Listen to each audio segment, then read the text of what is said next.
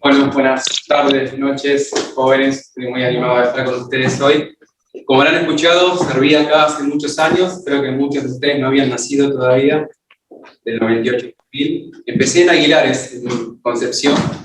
Fue mi primer área por 3 semanas y luego estuve todo el tiempo en Jujuy y Salta. Así que nunca más volví a Tucumán. Y hoy tengo la oportunidad, después de 22 años, de estar otra vez aquí. Hoy fui a recorrer mi primer área, a dar una vueltita por Aguilares para recordar un poco cómo era.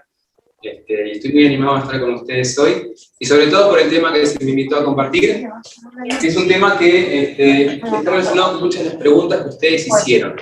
¿Bien? Entonces la idea, tenemos a otras personas que van a estar escuchando en las plataformas por Zoom, por otro tipo de plataformas virtuales, pero vamos a estar trabajando acá entre nosotros, e invito a los que están del otro lado a que puedan hacer este trabajo en sus casas. ¿Bien? Entonces me gustaría comenzar con un ejercicio. El que tiene para puede ser en el celular, o lo que hayan traído desde el dispositivo. Me gustaría que piensen en una dificultad o adversidad que hayan tenido en su vida, y qué aprendieron de esa dificultad. Tómense un minuto para pensarla, escribirla, porque vamos a volver a ella al final de la clase, o de este devocional. Y me gustaría que piensen cómo les ayudó esa dificultad en su vida a progresar. Bien, tómense unos segundos.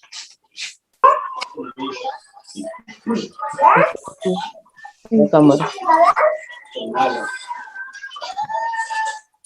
Hay 111 participantes.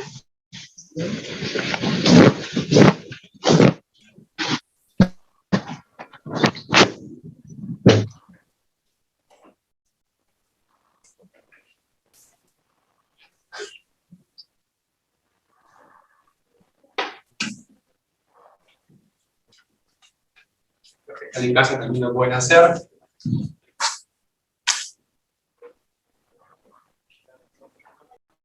Posiblemente algunos se estén peleando con alguna de estas dificultades hoy, pero piensen en alguna que hayan tenido y que les haya servido de experiencia para progresar.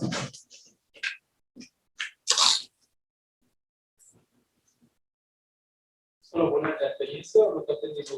La situación que tuviste que enfrentar y qué aprendiste de esa situación.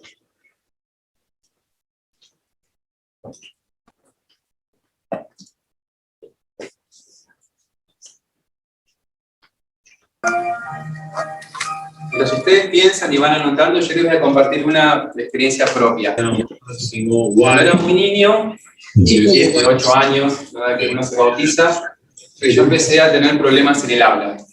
Era tartamudo, me costaba expresarme con las personas, muchísimo. A tal punto que en mi adolescencia evitaba hablar con las personas porque me daba vergüenza.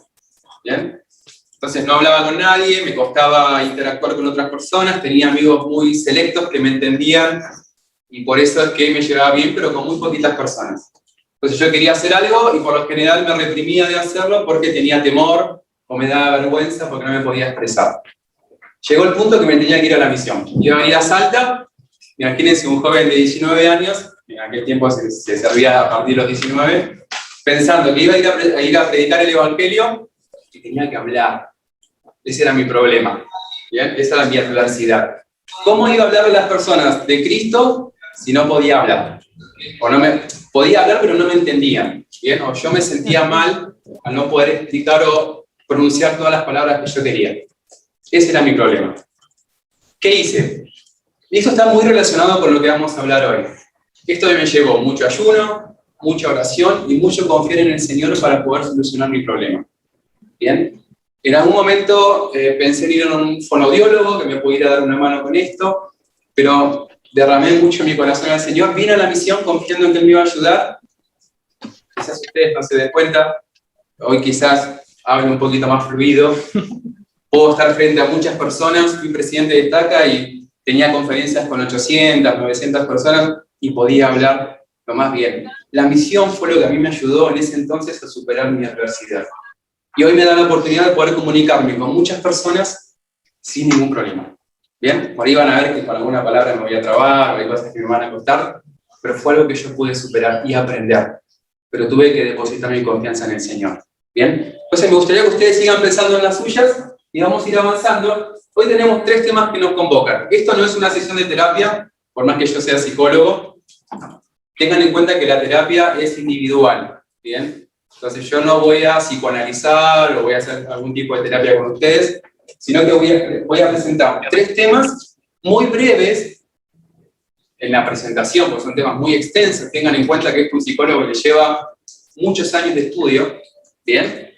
Para luego enfocar esto en cómo podemos encontrar herramientas que nos puedan ayudar en nuestra vida, sobre todo en esta etapa de su vida, que suele ser un poco compleja por las decisiones que tienen que tomar. Entonces, vamos a empezar con la soledad, ¿bien? ¿Alguien me puede ayudar a leer lo que es la soledad? ¿Quién se anima? Vamos, ¿tu nombre?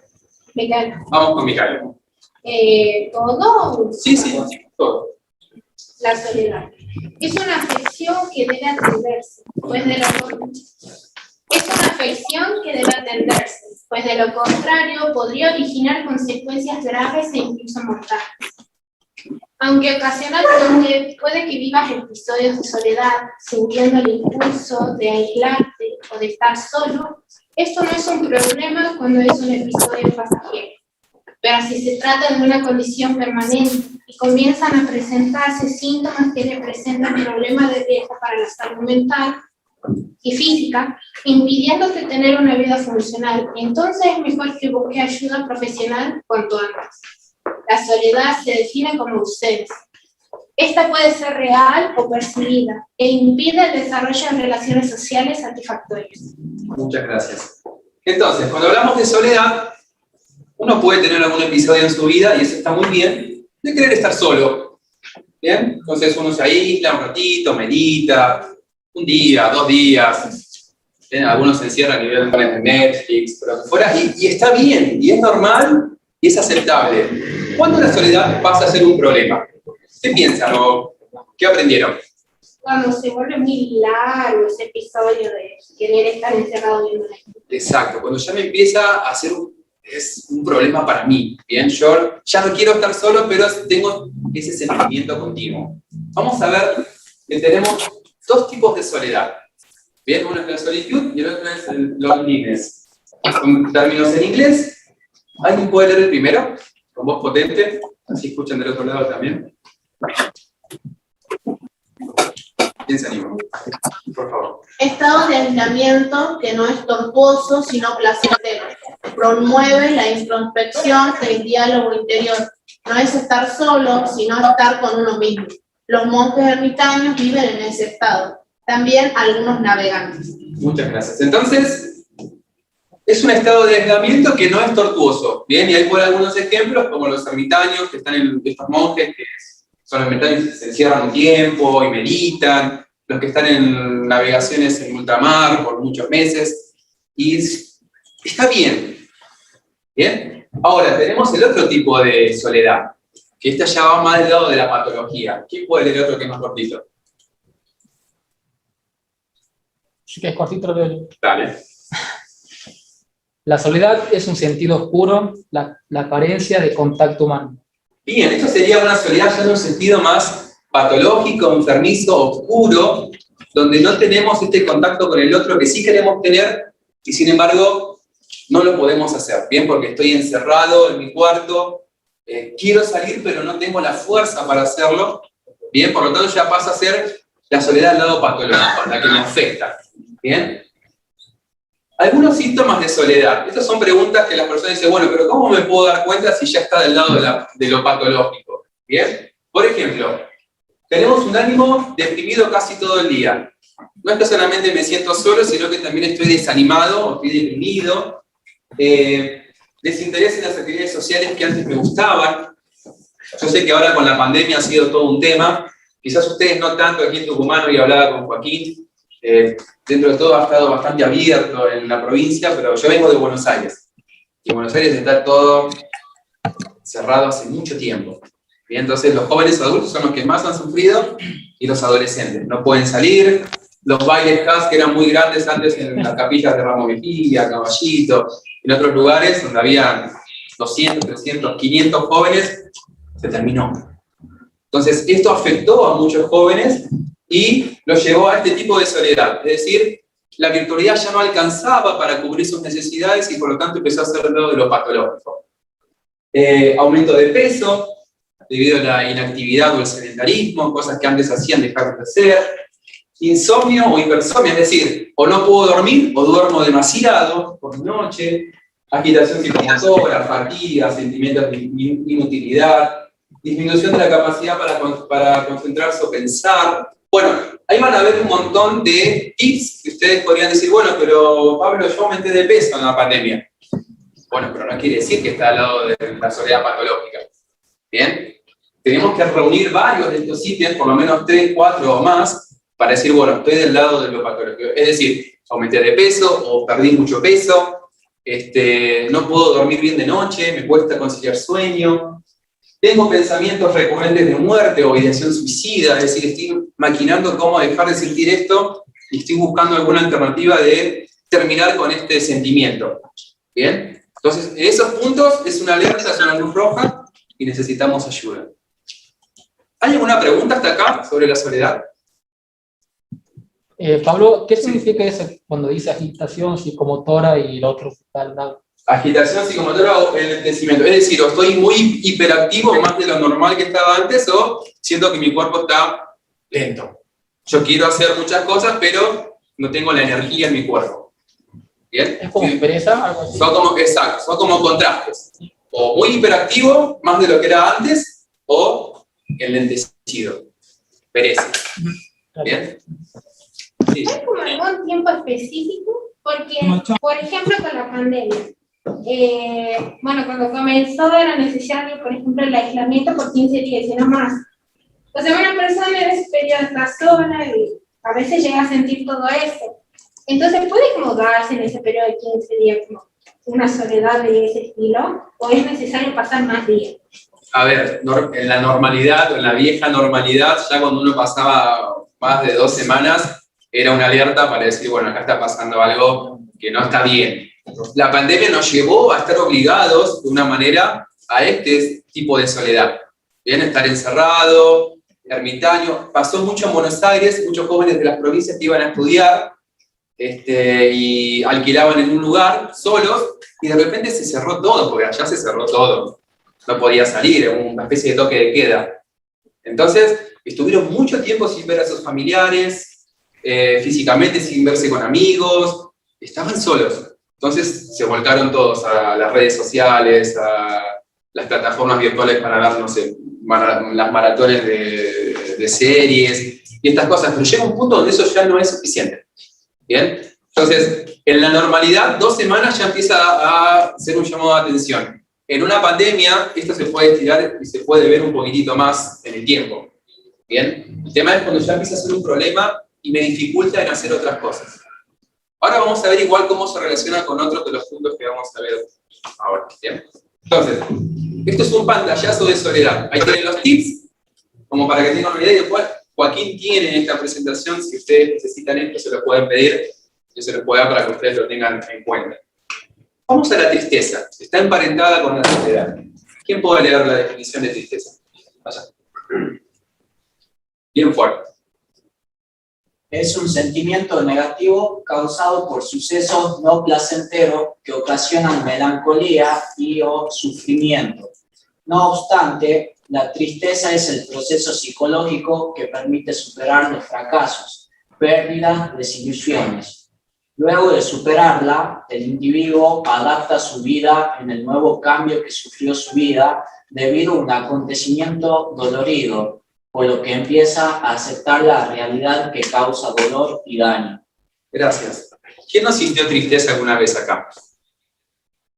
¿Tenemos a alguien en este salón que no haya sentido tristeza alguna vez?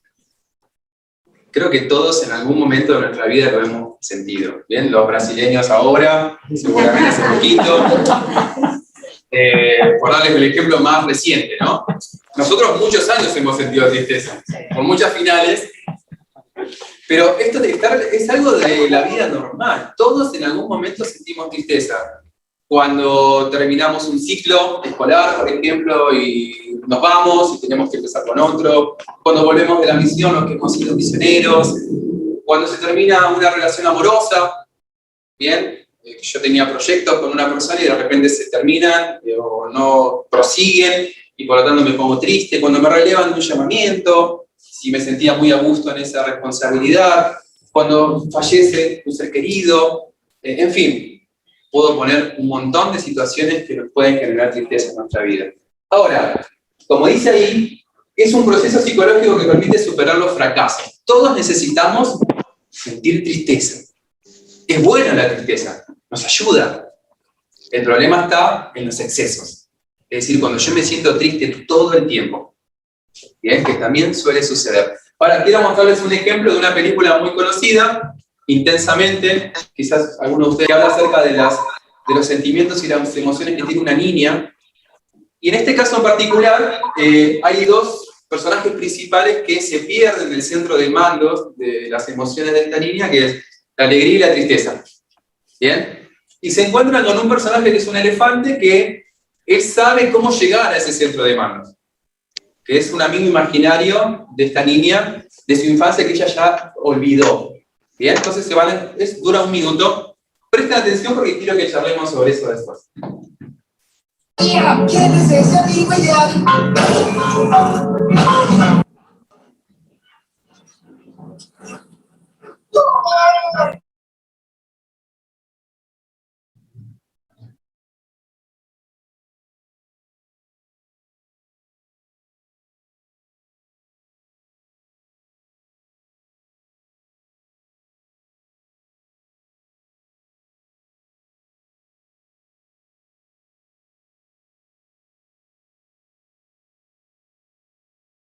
Hablamos con la fiscal, la doctora Bárbara Zapater, y nos decía.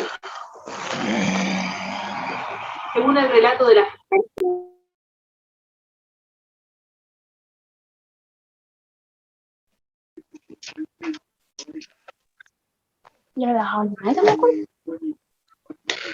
Apágame la tele, sácala de ahí.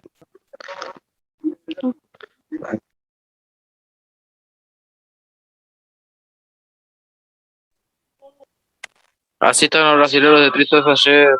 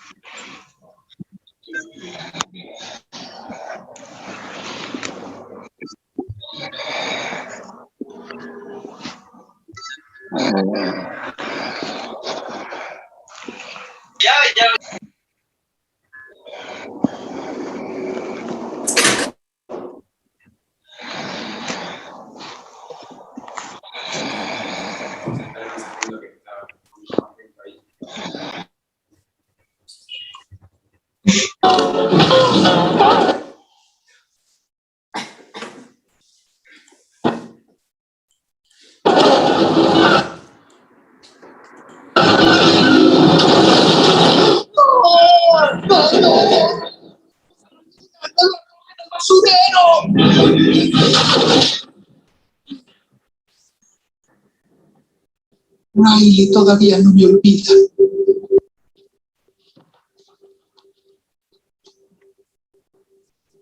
Oye, todo estará bien. Tiene remedio. En cuanto regresemos al cuartel general, ¿dónde está la estación del tren? Tenía todo el viaje planeado para los dos. ¡Hey! ¿Te gustan las cosquillas? Es el monstruo y aquí viene.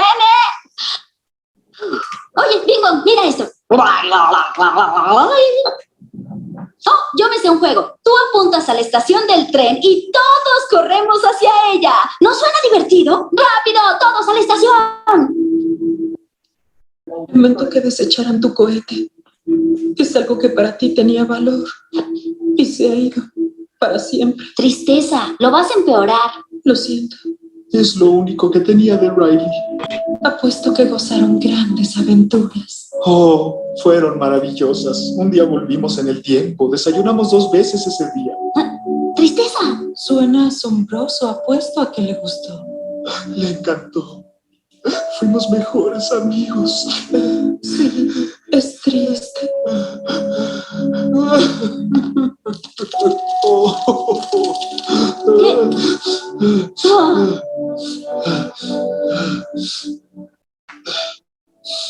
Ya me siento bien. Síganme. La estación está de este lado. Bueno, ahora como le comentaba, ¿no? Ya quedó bien fresco.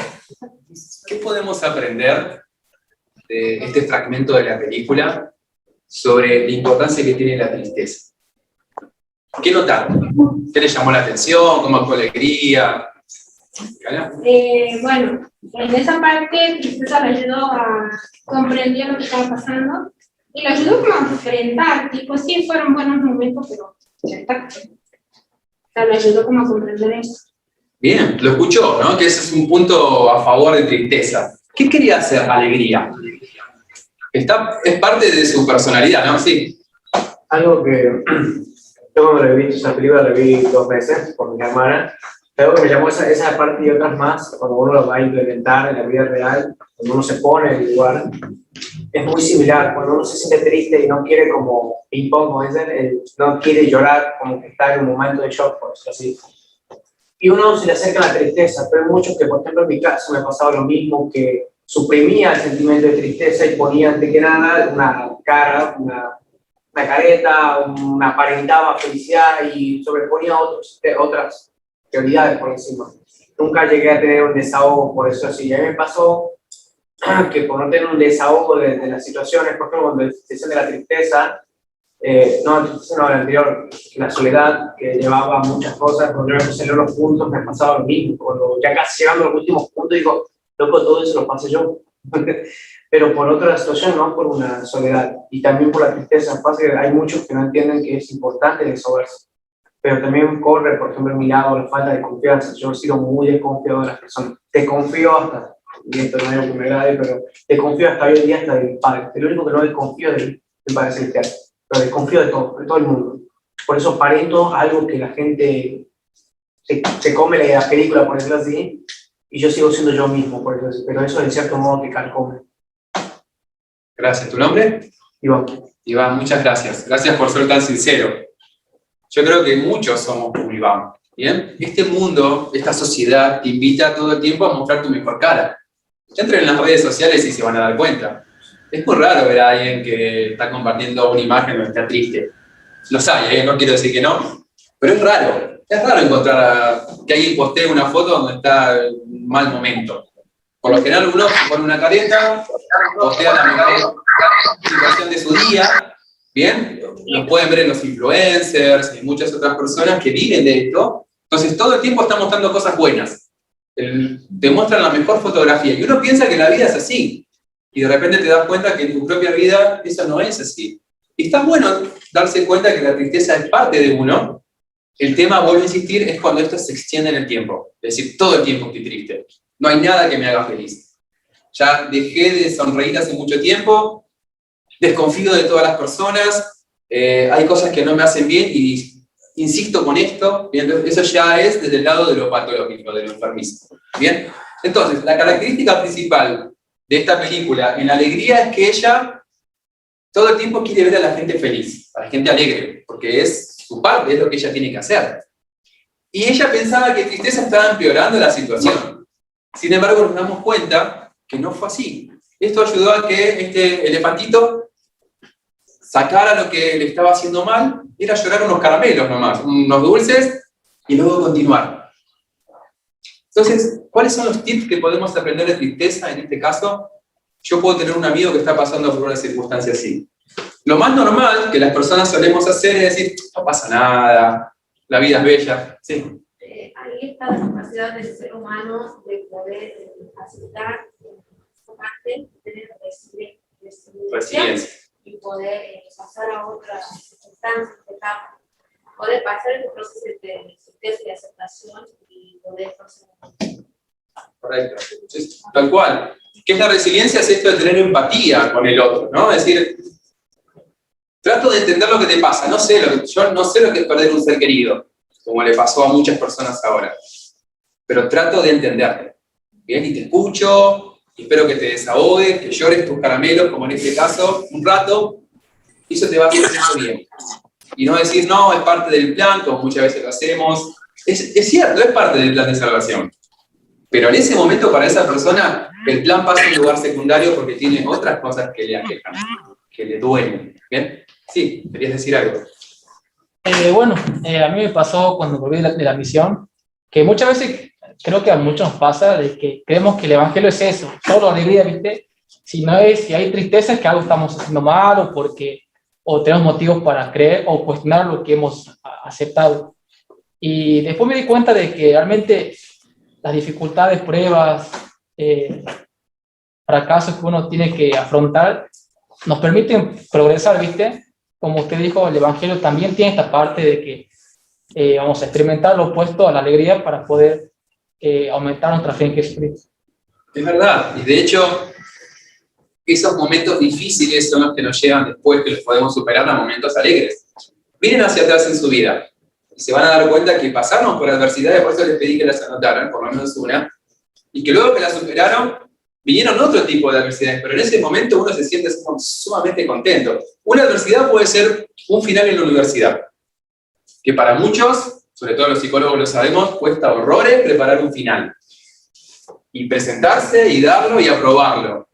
De hecho, hay algunos que tienen tanto terror que lo preparan muy bien, pero nunca se presentan a darlo. Y pierdan la materia y la tienen que refusar.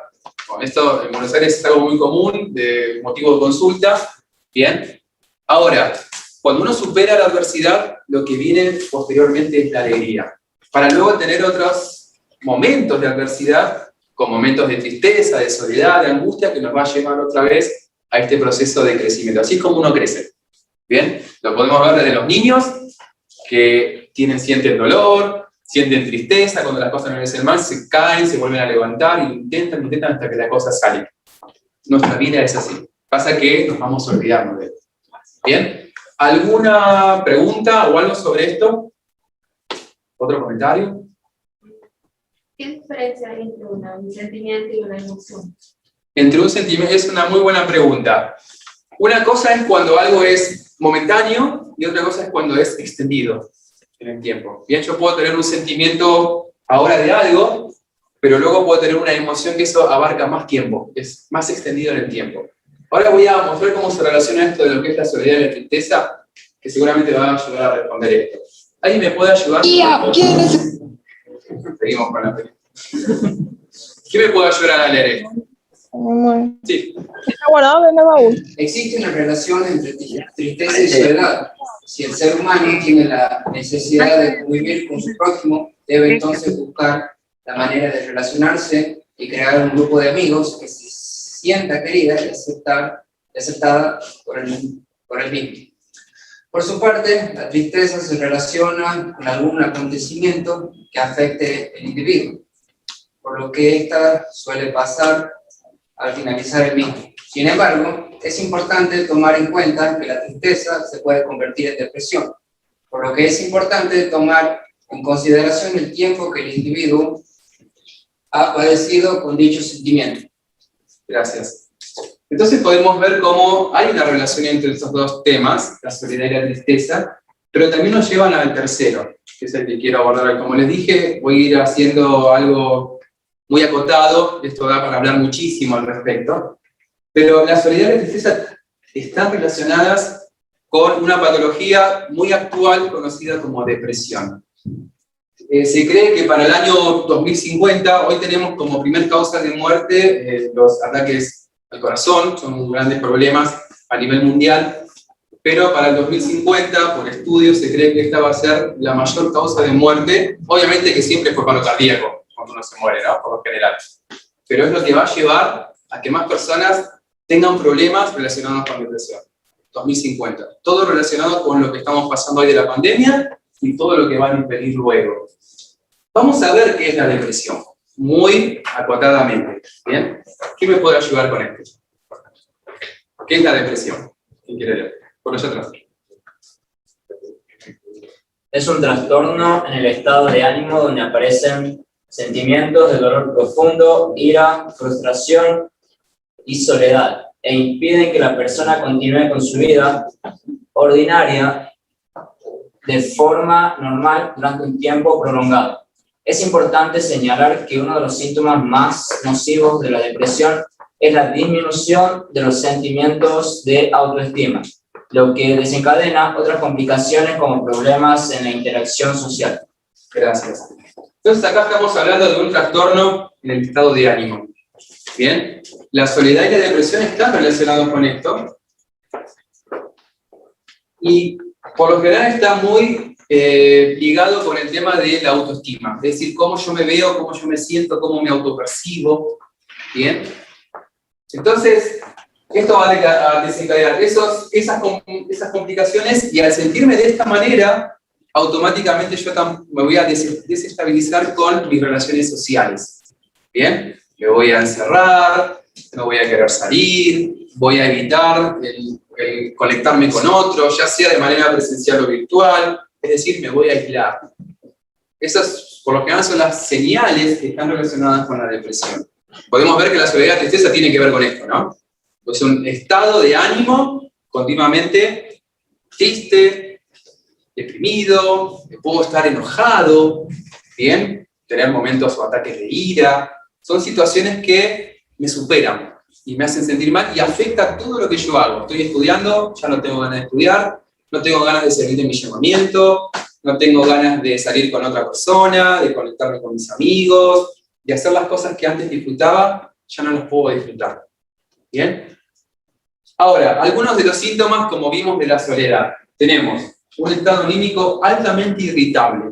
Yo era una persona, entre comillas, normal, bien, pero ahora estoy todo el tiempo enojado.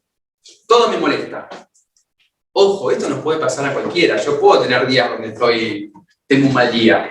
Estoy irritable, estoy enojado. El tema es cuando esto se extiende en el tiempo. Tengan en cuenta siempre eso. Desmotivación para hacer las actividades habituales. Otra vez volvemos al tema del insomnio o dificultad para dormir. Aumento o disminución brusca del apetito. Estrés, cansancio, sentimientos autodestructivos y de culpa. Sensación de soledad absoluta y desesperanza y pensamientos suicidas. ¿Bien? Este último punto está relacionado con todos los demás cuando ya no lo soporto. ¿Bien? Entonces, busco alguna alternativa de terminar con ese sufrimiento. El tema de la depresión siempre está muy emparentado con el suicidio. En las estadísticas de la OMS, que estudian todo a nivel salud en el mundo, Organización Mundial de la Salud, el último estudio que hicieron, hay un promedio de más de 850.000 suicidios al año a nivel mundial, y la mayoría de ellos están en un rango entre los 14 y los 29 años. Es muy interesante que justo es la edad que nosotros tenemos en el sistema educativo, que empiezan en seminario y casi cuando se están yendo de los CAS. ¿Bien? Esta edad es crucial. ¿Por qué piensan que es crucial? ¿Qué han experimentado en estos años, los que la mayoría ya pasó de los 14 y están en la adultez? ¿Qué pasa en esos años? ¿Por qué muchos de jóvenes como ustedes en el mundo deciden quitarse la vida? ¿Qué piensan? Hay un mensaje aquí en Zoom que dice, de Belén: creo que la fe puede ser de ayuda cuando estás mejor en tratamiento, pero en el momento que caes en depresión no tenés motivación para tener fe, ni siquiera para vivir. Ayuda en el proceso de sanación. Muy buena pregunta, muy buena reflexión. Creo que, por eso yo dije, esto está relacionado con el cómo yo me autopercibo, cómo me siento. Muchas veces yo he escuchado de algunos líderes decir que es por falta de fe. Entonces llega un joven a una entrevista con el obispo, le expresa esta situación, este sentimiento de que no encuentra sentido a nada, pide el relevo de su llamamiento, porque es algo común de cómo él se siente que no puede dar lo que se espera de él, y por lo tanto el obispo le dice, bueno, esto es falta de fe, hay que leer más las escrituras, hay que orar más. Es muy probable que la persona que está en esta situación deje de hacer estas cosas que antes hacía. No encuentra sentido en la vida, no encuentra la alegría que sentía antes al leer las escrituras o la respuesta que recibía antes. Porque hay otra cosa que le afecta, que le preocupa. ¿Bien? Que puede ser falta de fe y es muy probable que esté emparentado con una patología, con una enfermedad. Tengamos en cuenta que la depresión es una enfermedad. Hay algo en mi cerebro que no está funcionando bien. La depresión también es una construcción social. Sí. Porque el adolescente como sujeto está pasando por muchos cambios físicos, sociales, entonces siempre está buscando está buscando constantemente el ser o pertenecer. No, tal cual. A ver, ¿por qué les preguntaba esto del rango de edades? ¿Tu nombre? Mariana. Mariana. Como Mariana dice, el adolescente, y podríamos hablar de las fases de la adolescencia, ¿bien? Que arranca desde temprano, ya estamos hablando de 8, 9 años, en la preadolescencia, adolescencia media, entre los 12, 13 hasta los 15, 16, y después la tardía, donde muchos de ustedes se encuentran. ¿Bien? Y ahí podríamos discutir hasta cuándo termina la tardía. Es otro tema. Pero suelen decir que la adolescencia ahora cambió de edad y ahora empieza con el 11. Sí, depende de qué marco lo veas, pero algunos te dicen 7, 8 años con la preadolescencia. Bien, ya en esa edad ya empiezan a pensar ya como adolescentes. Bien, esto está relacionado con la construcción cultural. Depende de dónde te ubiques, esto va a suceder en el país o no, según cómo ellos lo construyan. Bien, adolescentes, niños hoy que los padres los visten como adultos. Bien, ¿habían levantado la mano? Sí, por favor. Bueno, en la última conferencia se habló mucho de que el principal deber del obispo es velar por los jóvenes. Y Leder Cook habló sobre que los jóvenes están pasando por etapas muy importantes de tomar decisiones. Al igual que los jóvenes adultos, yo creo que por eso tiene relación la edad, ¿viste? Como decisiones importantes, estudiar, formar una familia, trabajar. Entonces, muchas veces yo creo que el no saber qué decidir, ¿viste? Te hace sentir frustrado, angustiado y muchos tipos de otros síntomas. Entonces, solo, triste. Claro, entonces, por eso me pareció importante esta aclaración del fútbol, porque todos se preguntan por qué los obispos solo tienen que enfocarse en los jóvenes, pero ellos pasan por una etapa muy sensible en la que uno necesitan atención de un adulto o de alguien preparado. Correcto, es muy buena tu observación. Ahora voy a volver a eso. Sí. Algo que lo voy a plantear así, o sea, algo que me pasó a mí y esto como que me gustaría como que aclararlo, porque considero que es muy importante que la gente sepa, o preguntarlo más a usted también, ¿qué pasa con las secuelas que genera? Por ejemplo, este es un planteo que no me pasó a mí, o sea, lo cuento más porque la verdad da igual si se entera o no, pero yo también tuve durante varios años problemas fuertes de ira. Yo guardaba todo rencor, odio, y lo guardaba dentro. Y siempre, como dije, para aparentar una careta de felicidad, de ignorancia, de estupidez, por ejemplo, así, disculpe la palabra, porque consideraba que no, por bien de mí y de las personas alrededor, no demostrar lo que soy, por decirlo así. Un pensamiento un poco irracional y por lo tanto la verdad de mi edad en ese momento. Pero llegó el punto que cuando ya no aguantaba más cualquier cosa que me digan, o cualquier cosa, mi mente empezaba a carburar y empezaba ya a querer retornar. El vaso ya estaba lleno y ya no aguantaba más, por decirlo así. No me acuerdo, la verdad, no sé cómo hice para poder superar todos esos problemas de enojo que tuve, pero me acuerdo que es como que el vaso quedó vacío. Pero ¿cuál es el problema? Quedaron con ciertas secuelas, por decirlo así, y tanto comprimí tantos sentimientos, porque no solo comprimía sentimientos de enojo, era de tristeza, de felicidad, comprime todo y no dejaba que nadie sepa lo que yo era. Algunas veces me ha pasado, y esto me pasa actualmente, no sé mucho, normalmente el primer día, el 1 de julio, el día antes, el 31 de julio, normalmente soy muy inestable emocionalmente. ¿En qué sentido? Por ejemplo, son los días de el primero de mi cumpleaños, soy muy inestable, de la nada lloro, de la nada tengo bronca, de la nada feliz, de la nada, pero son momentos, cambios al instante prácticamente.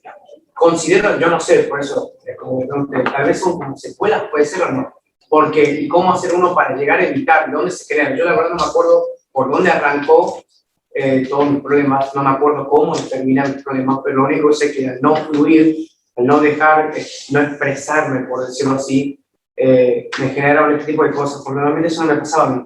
Yo normalmente soy feliz, bueno, pero ciertos días estoy muy inestable emocionalmente. Yo siempre digo, no me miren, no me hablen, no me manden ni un mensaje, porque andás a ver si te lo recibo bien o te mando a volar. Una de las dos. Bien, lo bueno, Iván, es que te das cuenta de esto, lo cual, o te hacen dar cuenta por ahí, que también está bueno. Y cualquiera de acá podría decir que eso no es normal. Bien, no solamente yo que soy psicólogo, sino cualquier persona que te escuchara podría decir, bueno, Iván, me parece que eso no está bien, no es normal.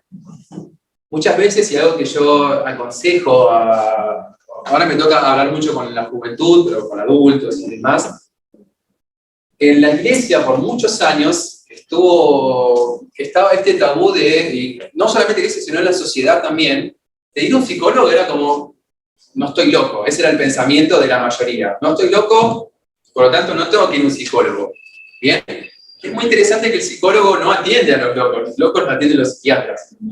Bien, porque tienen medicación. Cuando hablamos de locos, hablamos de patologías como esquizofrenia, es decir, aquellas patologías que hay problemas en las conexiones mentales en nuestro cerebro que necesitan que se regulen con medicación.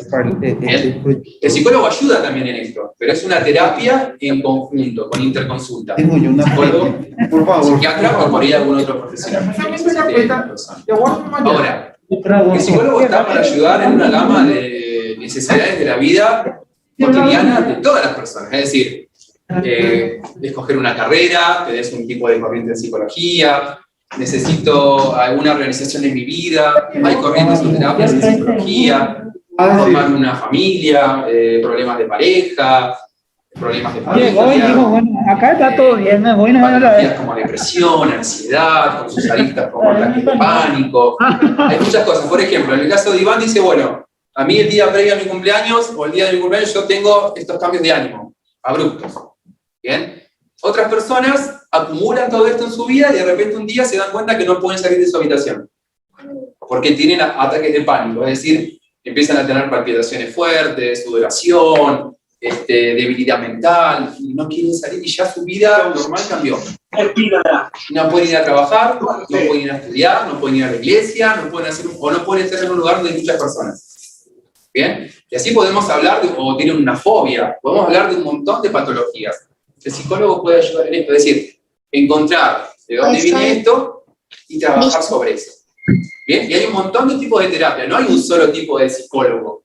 ¿Bien? Yo me formé en psicoanálisis, la Universidad de Buenos Aires tiene este tipo de formación, pero hoy estoy haciendo un posgrado en terapia cognitiva conductual, otro tipo de terapia, que es la que se utiliza en la mayor parte del mundo, una terapia más breve. Pero tenés terapia sistémica, gestáltica, podríamos hablar de una infinidad de terapias. Y cada uno puede ir buscando la terapia que le sirva para realizar su vida o lo que necesite ayuda en su vida. ¿Bien? Otra cosa que explico en los devocionales, me gusta hablar sobre esto también, es decir, yo voy a un psicólogo, no sé, voy con Mariana, que es psicóloga, por un problema, y de repente yo no me siento bien con Mariana por las cosas que ella me dice, siento que no me entiende, yo no tengo que seguir con Mariana. Le digo, Mariana, te agradezco por tu tiempo, y voy a buscar a Micaela, o voy a buscar a Iván, o otro psicólogo, hasta que encuentre esto que se llama transferencia. Donde yo me siento bien, siento que le puedo compartir cosas. ¿Bien? Ahora, no es lo mismo con el obispo. Acá quiero hacer una aclaración en esto. El obispo es llamado por el Señor, tiene las llaves para ayudarme, pero hay veces que él no me va a poder ayudar con este tipo de cosas. Entonces, sí necesito un profesional, un psicólogo, en este caso. Así que busquen el que mejor les convenga, y es bueno y es sano hacerlo muchas veces, es necesario. ¿Bien? Continúo y después vamos a hablar un poquito. Esto es una cita, un extracto del discurso de Lertora con una vasija quebrada. Creo que fue uno de los mejores discursos que leí sobre depresión de un miembro de la iglesia, en este caso un apóstol a quien admiro. ¿Alguien me podría ayudar a leerlo? ¿Dale? Permítanme concentrarme en el trastorno depresivo mayor, o más comúnmente conocido como depresión. Cuando hablo de esto, no estoy hablando de tener un mal día, ni de vencimientos tributarios u otros momentos de desaliento que todos tenemos. Hablo de algo más serio, de una aflicción tan severa que restringe de modo significativo la capacidad de la persona para funcionar plenamente. Un abismo tan profundo en la mente que nadie, de manera responsable, podría sugerir que el mismo desaparecería si las víctimas simplemente levantaran los hombros y pensaran de manera más positiva. Gracias. Como hizo Alegría. Exacto. ¿Bien? Muchas veces nos ponemos en el lugar de alegría de la película intensamente, ¿no? Dale, salí de la pieza, vamos, salgamos, hagamos. Está bueno el intento, pero la persona no puede. ¿Bien? No es que no quiera, por ahí tiene el deseo interno, pero no puede. Hay algo que le está impidiendo hacerlo. Entonces, ¿cómo ayudaríamos a estas personas? Por ahí alguno tiene un amigo o lo está pasando personalmente. ¿Cómo lo podemos ayudar? ¿Qué hemos aprendido hasta ahora? ¿Qué haría? Sí. Me pasó de tener una amiga que estaba en una situación así. Yo no soy muy sensible a esos temas, me cuesta ser la sensible del grupo. Y es como que leí mucho sobre cómo hablarle, sobre cómo invitarla, sobre ir a buscarla un rato antes, porque saber que no está lista para todavía, no ir a las 6, porque yo sabía que a las 6 ella todavía iba a estar pensando que se iba a poner para cambiarse por no salir. Y entonces aprendí como ir un rato antes a buscarla, hablarle de una forma menos dura, más cariñosa, o no hablar nada, sino ir y abrazarla y dejar que llore toda una tarde. Igual que a mis hijos. Yo soy con los niños soy muy cariñosa, con los adultos ya como que se me va el cariño. Porque digo, bueno, los niños son niñas, yo lo abrazo a mi hijo cuando se siente estresado, llora, le pasa y sigue. Pero por ahí hay adultos que necesitan ese mismo trato de amor y cariño porque nos sentimos iguales. Y eso hay que estar muy atento con eso. Me pasó de darme cuenta de decirle, bueno, che, pero tienes 2 hijos o 3, estás igual que yo en ese tema. Y que se desmorone a llorar delante mío y darme cuenta que no tenía que usar eso porque eso era más presión para esa persona. Tal vez decírselo de otra forma, quitarle, digamos. También es interesarse por esa persona y buscar las herramientas como amigos o familiar o lo que sea de entrar de la forma más amena a esa persona. Me costó de ver líderes de la iglesia diciéndole a otros amigos, tenés que ir a un psicólogo, y él no quería ir, y después se dio cuenta que cuando fue, se dio cuenta que le hacía falta, que fue justo y bien claro en el decir de este obispo que le dijo, le está haciendo falta, y a veces uno por orgullo dice, no, yo estoy bien en apariencia, pero hay algo que hace ruido adentro que hace falta, es verlo con la normalidad que uno va a un dentista, ir a un psicólogo, porque también es un médico. Y algo que me costó un poco aprender, pero es necesario, porque a veces no nos dañamos a nosotros mismos o no hacemos daño a nosotros, sino que al otro, con nuestro accionar. Bueno, muchas gracias por compartirlo. Pensando en esta analogía del odontólogo o el dentista con el psicólogo, a mí me puede doler una muela y yo puedo funcionar, puedo seguir haciendo cosas. ¿Bien? Puedo ir al trabajo, me va a molestar, hasta que llega un punto que ya dejo de accionar, ¿bien? Porque es tanto, no sé si alguno ha tenido dolor de muela, yo lo he tenido muchas veces, y llega un punto cuando uno posterga tanto ir a ver al odontólogo, que ya no puede hacer más que pensar en ir al odontólogo, ¿bien? Hasta que me la saque, si es necesario, ¿bien? Que me haga un conducto, lo que sea. Ahora, nuestra mente maneja todo el cuerpo. Bien, si no está funcionando bien, evidentemente voy a fallar en muchas de las cosas que quiero hacer, lo cual me va a traer frustración y voy a seguir fallando en un ciclo continuo. Por eso muchas veces necesito hacer un corte en esto, ir a un profesional, encontrar una alternativa y volver a funcionar dentro de una nueva normalidad tal vez en mi vida. Bien, este profesional en algunas ocasiones va a hacer una interconsulta y por ahí necesitamos medicación, un ansiolítico, un antidepresivo, algo que nos ayude a que funcionemos bien. Y no está mal tomarlo por un tiempo. ¿Bien? Es algo que nos puede ayudar a funcionar de la manera apropiada. Entonces, jóvenes, tengan en cuenta estos detalles. Es una enfermedad, un apóstol lo mencionó en un discurso, y habló muy bien sobre esto. No es algo sencillo. Es algo que necesitamos tratar. ¿Bien? Como ir a un odontólogo, ir a un médico clínico, o lo que fuera. Bueno. Seguimos. Esta no vamos a ver. Pablo, una pregunta puede ser. Sí. Zoom. ¿Qué pasa si no estamos cómodos con el psicólogo? ¿Qué debemos hacer? ¿Buscar otro? Es lo que expliqué hace un ratito, vuelvo a decirlo. Si no me siento cómodo con un profesional, le agradezco por su tiempo y voy y busco otro, hasta que encuentre a aquella persona con la cual me pueda sentir cómodo y hablar de cosas que son muy privadas en mi vida. Y vamos. Eso quería también aportar una vuelta. Mi problema también me llevaron a también hablar con un psicólogo, pero eso como yo dije antemano, que no hablo paraguas, es de que el problema un gran problema que tiene algunos es la falta de confianza, de poder expresarse. Yo, por ejemplo, esto ya considero yo un poco de abuso de mi parte. Normalmente con las personas que yo me expreso sinceramente es porque yo necesito descargarme, pero con las personas que hago son personas que descargan, son personas que yo sé que no les voy a volver a hablar más de algo, o son personas que sé que no les voy a volver a ver, o son personas que no les voy a volver a dirigir la palabra. Son personas que las que yo me descargo porque considero que no afectan mi vida.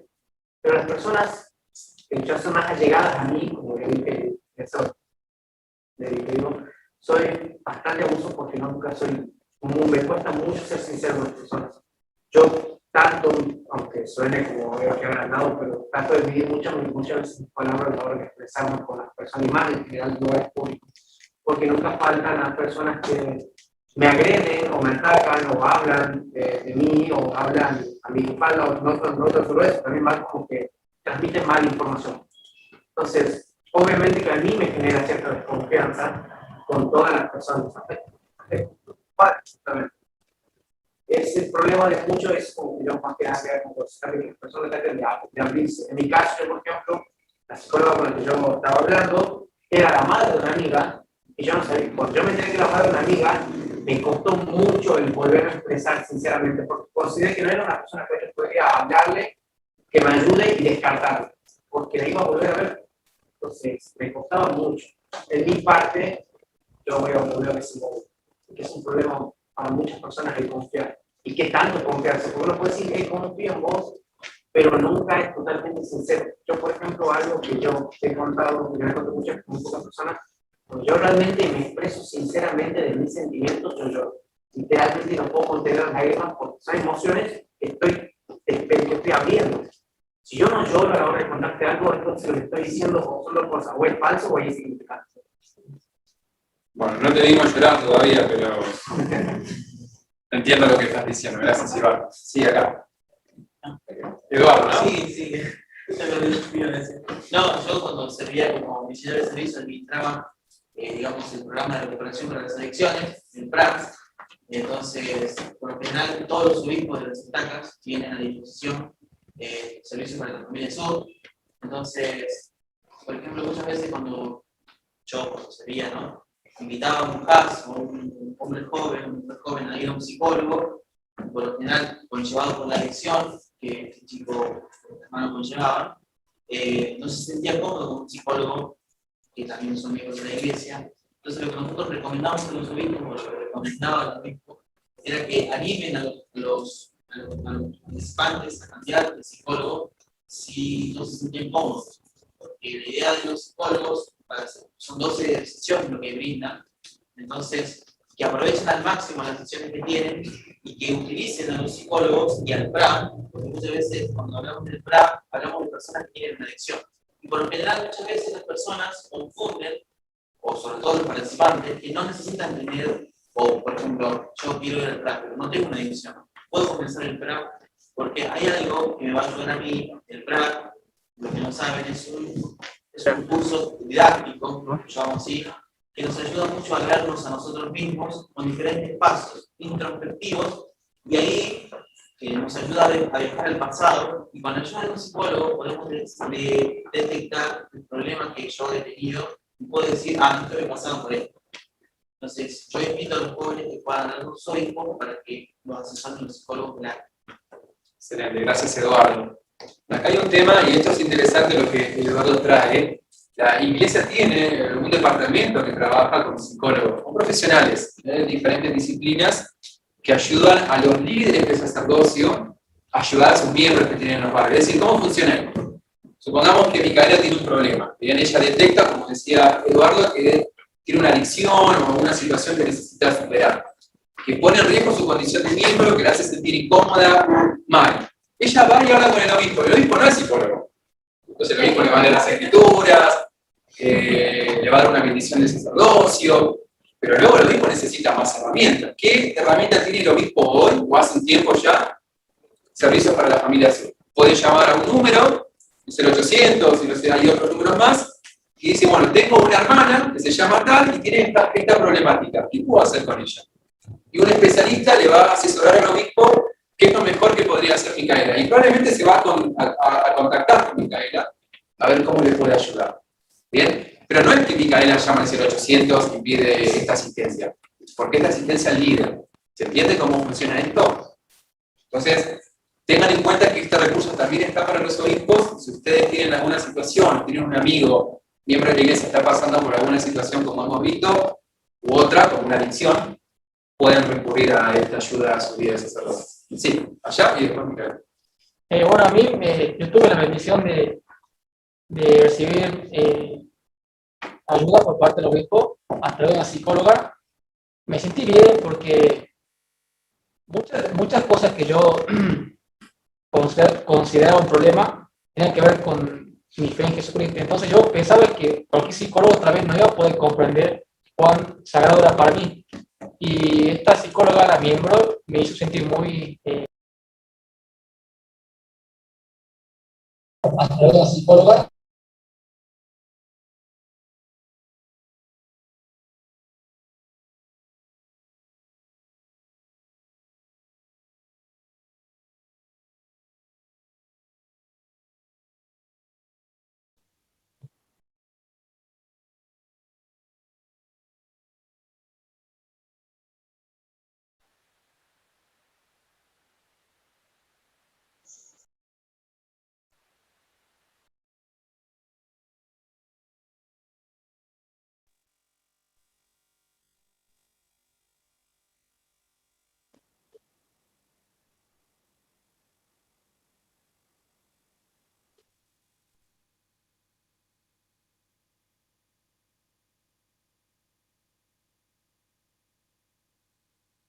Por eso te das cuenta que hay Cristo.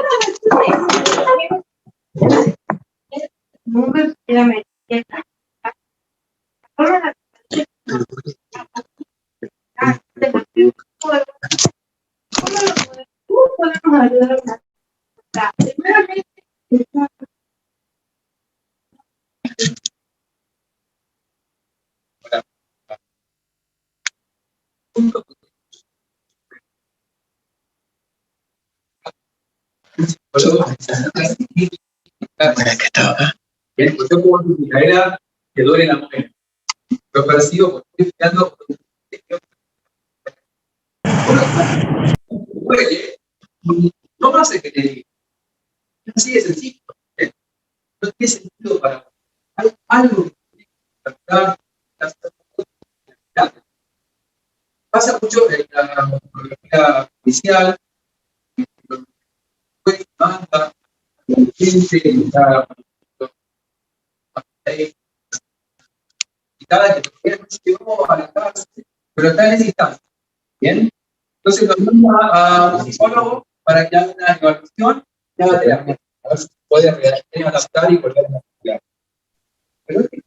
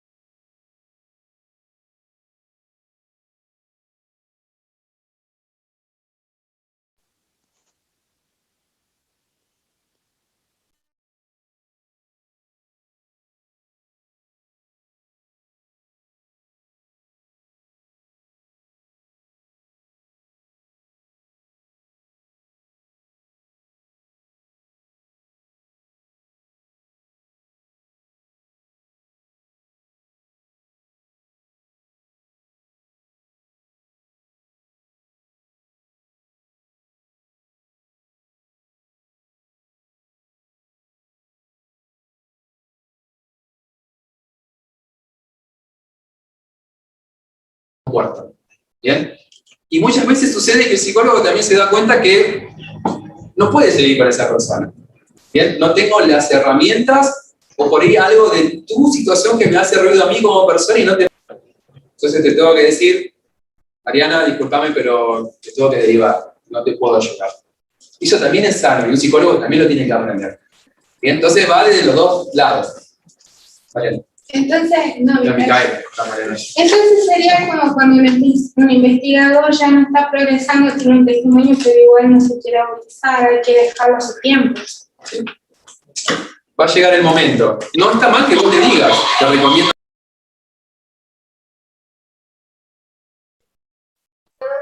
En su vida que sea un detonante que lo lleve a una consulta. Esto a veces lleva un tiempo. ¿Bien? Salvo que vos notes que es algo que pone en riesgo su vida o la vida de otros. Bien, este amigo te está diciendo, Micaela, yo siento que no quiero vivir más. Estoy pensando en hacer esto. Eso ya es otro tema. Bien, necesitamos ayudar porque la ideación suicida puede llevar a un suicidio. ¿Y cómo estamos en esos momentos? En esos casos, por ejemplo, hay teléfonos que hay que buscar en cada lugar. Uno googlea ayuda al suicida, y en San Miguel de Tucumán en cada departamento hay psicólogos o personas que asisten al suicida. Entonces vos podés decir, tengo un amigo que me está diciendo esto, ¿qué puedo hacer? Entonces, decir, mira, tenés que ir a llamar a 911, o tenés que hacer esto, o tenemos este aparato de ayuda dentro de nuestro municipio. Pero lo más, o sea, en tu situación lo que puedes hacer es tratar de contenerlo. No dejar que haga lo que está pensando hacer. Es acercarte, llegar, estar con él, con ella, ayudarle, escucharlo, hacer lo que dice tristeza, estar un ratito. Y no decir, bueno, es una papada, es algo que se va a solucionar. Porque para esa persona es todo. Bien, en ese momento toma una decisión, cruza la avenida sin mirar y se terminó. Bien, no sé si hay tren acá, pero se va la vía del tren o lo que fuera. Toma algo.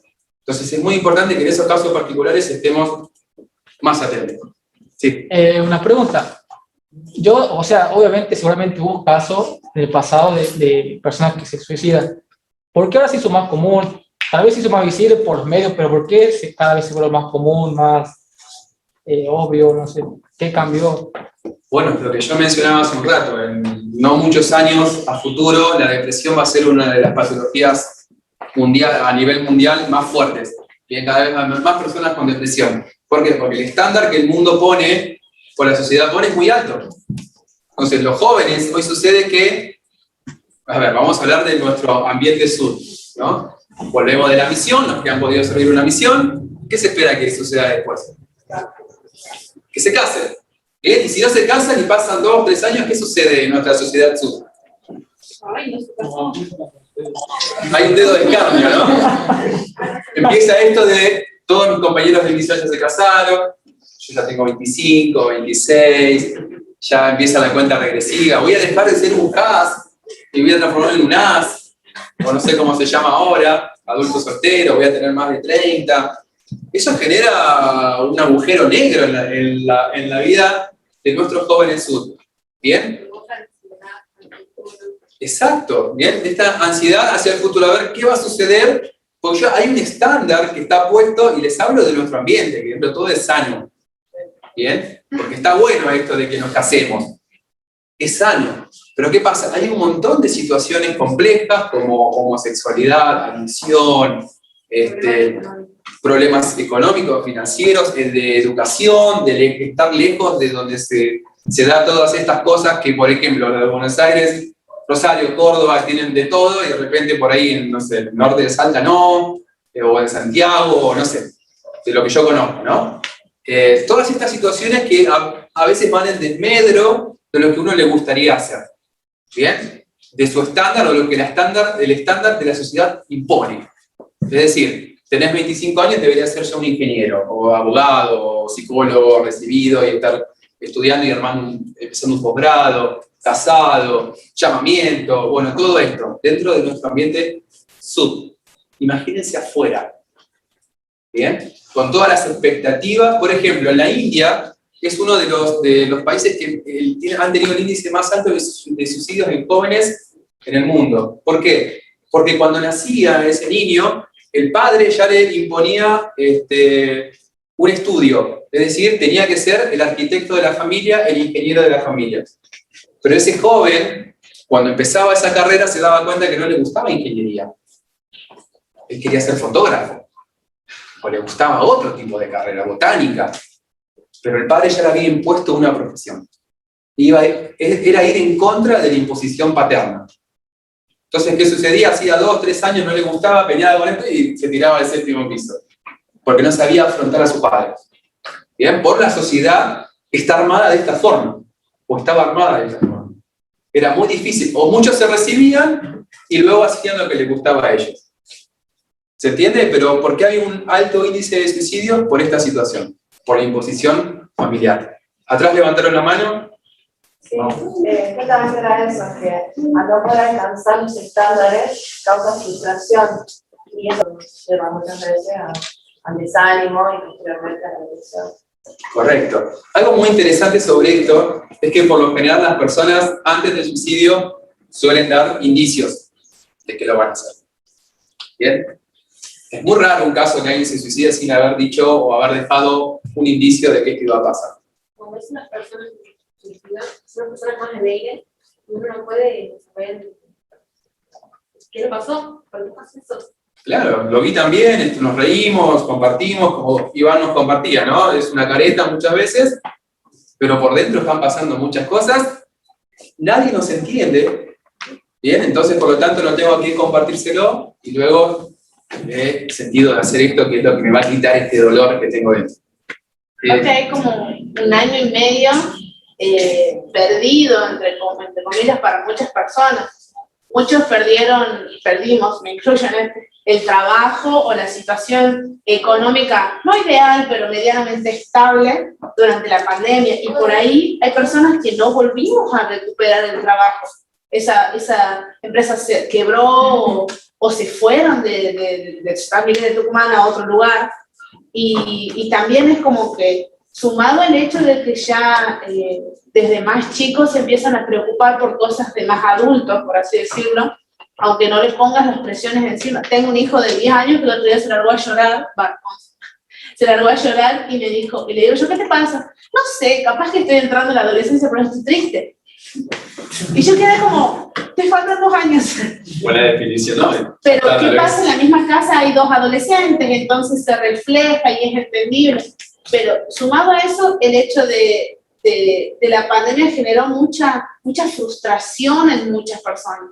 Y se ve, y vos te sentás a hablar con alguien y lo primero que te dicen, esta pandemia arruinó esto otro, no esto otro. Y el pasar sanamente esa frustración. Porque hay gente, me costó ver gente grande, más de 40 años, que una frustración en su vida no la sanó nunca más. Y eso, es envenenarse el alma y la mente con eso. O la persona que te dice, yo fui a la misión y fue lo único que hice en mi vida. Tiene 40 años. Entonces, el no llegar y el aprender a manejar esa frustración o eso que salió mal, que tengo suficiente vida para poder pasarla, pero hay veces, yo creo que encontrarte con una persona de entre 14 o 20 años que no puede con esto, es ya aconsejarla que tiene que ver a un profesional. Tal cual. Y más esto, estás hablando por ahí de personas de 40 años o más, y yo pienso en los millennials, que ha hablado tanto el presidente Nelson, o la generación Z, que son estos jóvenes que han nacido en el año 2000 en adelante, que en la sociedad han tenido esto de la poca tolerancia a la frustración. Es decir, lo quiero y lo tengo. Bien, yo tengo 41 años, y en mi época yo quería algo y tenía que esperar. Te voy a dar un ejemplo. Ver una serie era un capítulo por semana.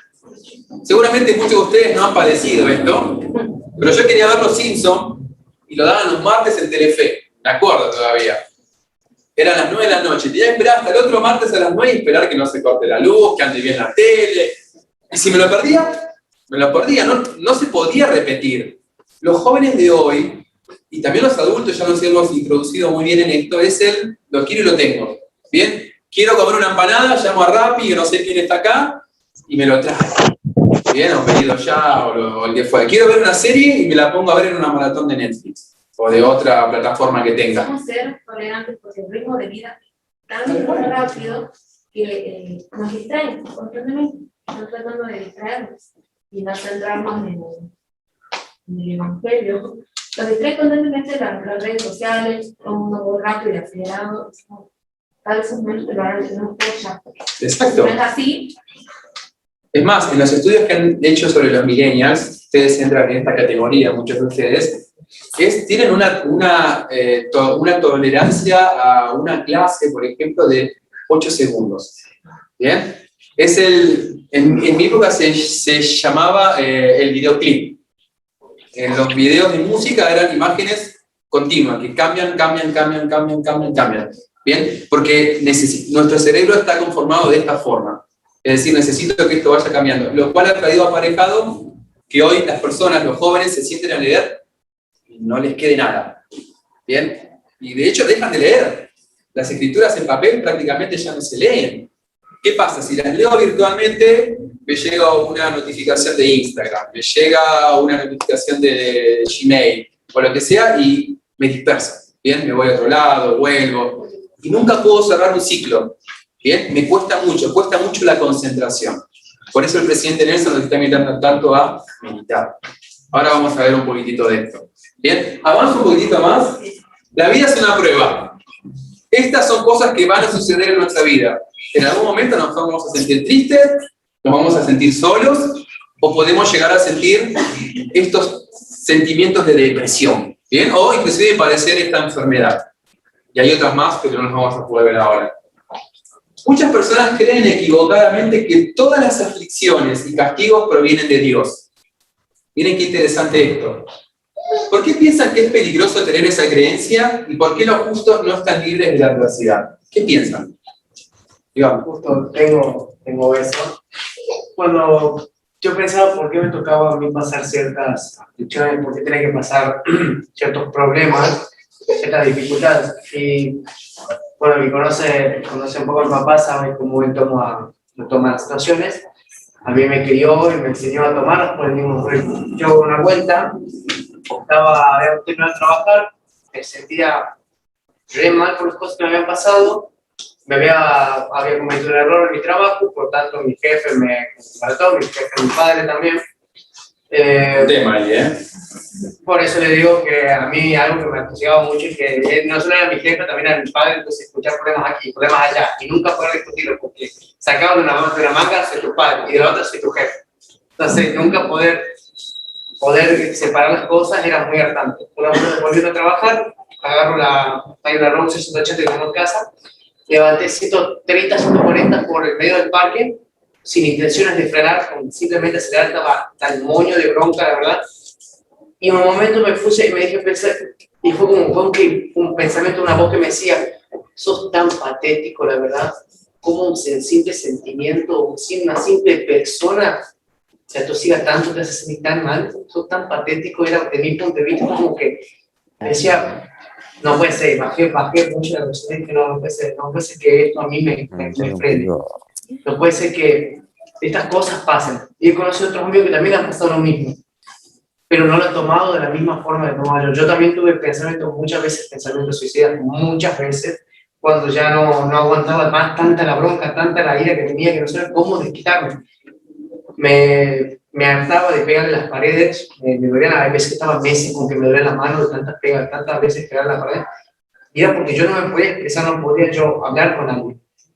Pero el hecho de que esa voz, no sé, yo consideraba que eran problemas, que Dios me pone este problema. Ponerlo no solo a mi padre, sino a muchas personas más, a otras situaciones me ponen en contra de mí. Y que él no me quería, o no, realmente no me apreciaba, por decirlo así. Yo me sentía como más solo, abandonado, por decirlo así. Cuando sentí ese pensamiento y más adelante pensé que no.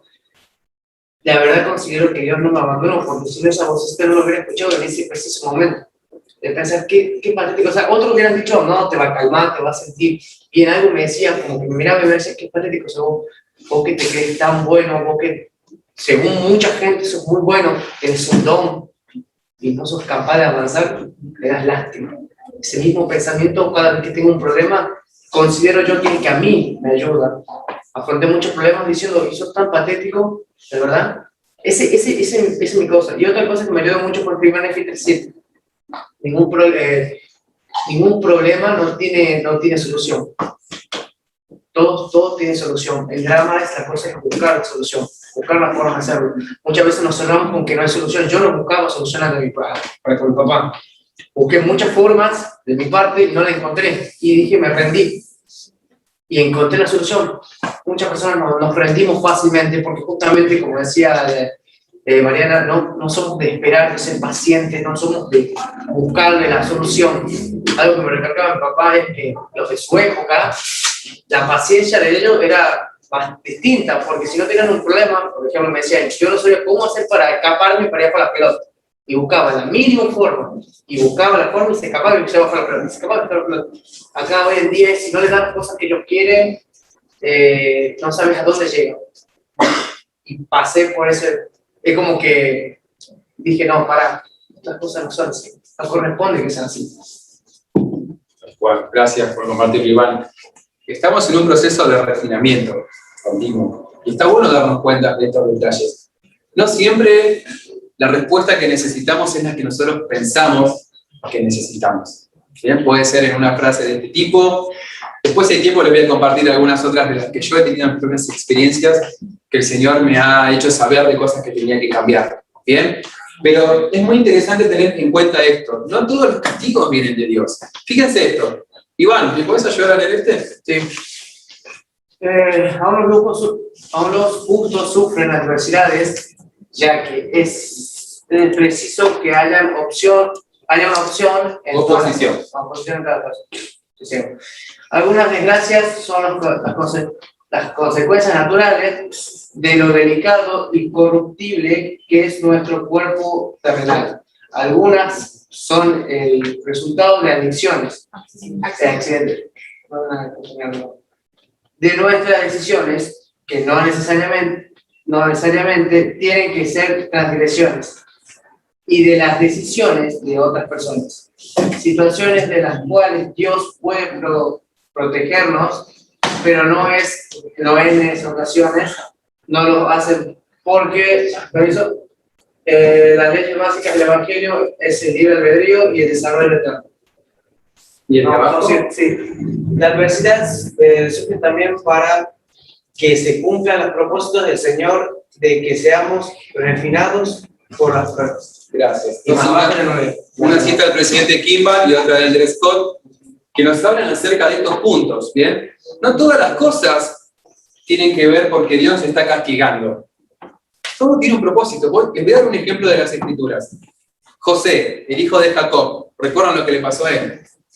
Sí. Era el hijo amado de su padre, fue vendido por sus hermanos como un esclavo, llegó a Egipto, sirvió en la casa de Potifar, la esposa de Potifar quiso tener relaciones con él se negó porque sabía que esto iba en contra de sus creencias, de lo que Dios decía, y terminó en la cárcel.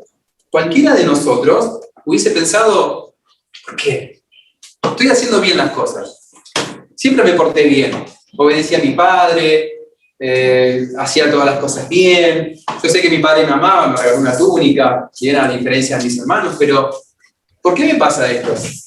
Ese sentimiento de sentirse desterrado, desamorado por sus hermanos, vendido como un esclavo, puesto en la cárcel, cualquiera hubiese claudicado, hubiese dicho, ya está, Dios no existe. ¿Pero qué hizo José? Tuvo paciencia, mucha paciencia. Y el Señor luego lo utilizó para sus propósitos. José terminó salvando no solamente a Egipto, sino también a su familia y al pueblo de Dios. Entonces, está bien, hay que ver una película de muchos años para darse cuenta de esto. Yo hoy tengo 41 años y puedo ver hacia atrás muchos años, y puedo ver la mano de Dios en muchos aspectos de mi vida, haciendo cambios en mí. Y por eso venía esta pregunta al principio, ¿no? ¿Qué adversidad tuvieron y qué aprendieron de ella? Micaela. Yo tengo una experiencia parecida a lo que dijo recién. Yo tenía una misión. Yo tenía que volver a casa la última semana de marzo. Y me llamaba mucho la atención que anteriormente algunos de mis líderes me decían que pida para volver antes. una semana antes porque había otro grupo que se iba a casa. Y yo decía que no, que yo me tenía que ir a mi fecha, que mi boleto ya estaba y yo me tenía que ir a mi fecha. No me fui. En la semana en la que yo me debería ir, cerraron los aeropuertos porque vino la pandemia y me comí 6 meses fuera de mi casa. ¡Qué bendición! Y yo decía, ay, señor, o sea, yo me esforcé toda la misión, ¿por qué no me dejas volver? O sea, me merezco volver a mi casa. Y después yo siempre pensé de que Dios me había utilizado a mí en beneficio de mi hermano. ¿Por qué?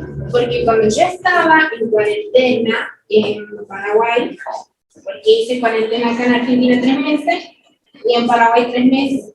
En Paraguay yo conocí a una hermana, y esta hermana me ayudó a conocer a otra persona, y esa persona terminó conociendo a mi hermana, y se casaron.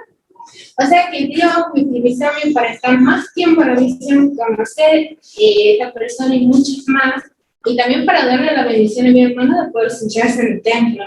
Y yo siempre le digo a mi hermana, tenés que tratarme bien, que gracias a mí tenés esa bendición. Gracias por compartirlo. Bien, eso puede ver con retrospectiva y ver la mano de Dios en todas las cosas, pero a veces en ese momento, esos 6 meses, no habrá sido fácil. Me quedé tira de segundo. Exacto. Y te entiendo. Bien. Con esto tiene que ver la vida. Ahora quiero pasar un tema, voy a pasar hablando de soledad. Miren estas escrituras, y ya vamos a ir terminando. Tomado en Génesis y tomado de Moisés. Y no agarré a Abraham porque ya me parecía mucho. ¿Bien? Pero creo que con estos dos también porque se repiten. ¿Quién las podría leer? La primera. Y dijo Jehová Dios, no es bueno que el hombre esté solo, le haré ayuda idónea para él. Gracias. Esto está sacado de Génesis. ¿Bien? No es bueno que el hombre esté solo. El Señor se dio cuenta de esto cuando creó a Adán. Estuvo un tiempo dando vueltas en el Edén y no era bueno que él estuviera solo. ¿Y la de abajo, la de Moisés? ¿Una joven? Y yo, Dios, el Señor, dije a mi unigénito que no era bueno que el hombre estuviese solo. Por consiguiente, le haría una ayuda idónea para él. Bien, parecido, ¿no? Acá se aclara un poquito más quién es el que está diciendo esto, a quién. Y crearon a Eva. ¿Por qué piensan que no es bueno que el hombre o que la mujer estén solos? Hablando de la soledad. Voy a traer el tema primero, ahora esta tabla. Reproducir. Para reproducir, muy bien, para tener hijos, progenie de Dios. Gracias a eso estamos nosotros acá hoy, ¿no? Charlando. ¿Qué más? Para que se ayuden. Para que se ayuden. ¿Por qué pensaste en eso? Porque la persona necesita de otra persona para que lo ayude. A veces darse cuenta de algunas cosas o para, no sé, si se siente mal. Bien, necesitamos a un otro. Hay algo que siempre escucho o que veo, que es como llevarse, siempre hablan en la iglesia de llevarse juntos y todo eso. Porque somos seres sociales, dicen en el chat. Porque somos seres sociales. Bien. Pero a ver, yo podría decir, no es bueno que Pablo esté solo y voy al instituto y es suficiente. Y está bueno. Bien, pero esto va un poco más profundo. Por allá. Yo de esta manera me voy a dar un ejemplo como un piloto de avión. Hay cosas que no puede hacer solo en su vida y es necesario tener otra mano que nos pueda ayudar tanto con cosas emocionales y psicológicas. Muy buen ejemplo, parece del presidente Gusto, ¿no? Excelente, sí, necesitamos un otro. Este otro tiene que ser alguien distinto a mí, pero no solamente a Pablo, sino en género también. Les voy a dar ejemplos. Yo soy hombre, y como hombre, hay cosas que no me doy cuenta. Por eso tengo a Jessica, que es mi esposa, que es muy buena, y ella me hace dar cuenta de muchas cosas que yo paso por alto. Hoy charlaba con Joaquín también de esto, Eve, que es la esposa de Joaquín, le hace dar cuenta de cosas que nosotros como hombres no vemos. La mujer suele estar más en el detalle. ¿Bien? Si yo ahora tuviera medias diferentes, se pudieran ver mis medias, las mujeres ya se hubieran dado cuenta. El hombre probablemente no. Porque no estamos en ese detalle. Nosotros estamos más en las cosas por encima, básicas, y son necesarias que las cumplamos. Ustedes pueden ver hoy en la iglesia, ya hace unos años, cómo la mujer ha ido tomando posición en las presidencias generales de mujeres jóvenes, de primaria, de sociedad de socorro, en todos los comités. Ellas hoy están abarcando todos los comités y ayudan en todos los comités de autosuficiencia, de templo, están en todos lados, ayudando a dar una visión distinta de lo que los hombres hemos tenido por muchos años. Ahora tenemos nuevos llamamientos de área, ¿bien? Para asesorar a la presidencia del área en cosas relacionadas con las necesidades que tienen las hermanas, y nos dan una visión mucho más profunda. A mí me gustaba siempre, cuando era presidente de Estaca, invitar a ciertas reuniones a la presidenta de Sociedad de Socorro y escucharla, porque me daba una visión distinta. Y no era solamente el arreglo floral en una conferencia de Estaca, sino que iba a muchas otras cosas más, decisiones importantes que íbamos a tomar. Lo mismo debe hacer un obispado, y lo mismo tenemos que hacer en nuestro propio matrimonio. Por eso es bueno, el hombre llega hasta un punto donde progresa, es como ese piloto. Puede tomar una decisión, hacer avanzar el avión, pero para el despegue necesitamos a alguien más, que mueva ciertas cosas que nos ayuden a elevarnos, como decía Mariana, que dicen en la iglesia, ¿bien? Y esto es real. Para elevarnos necesitamos que nos podamos complementar. El hombre puede encontrar una compañera, por eso no es bueno que el hombre esté solo, y la mujer un compañero, y se complementen, además de traer hijos al mundo y contribuir con el plan de salvación. Sí.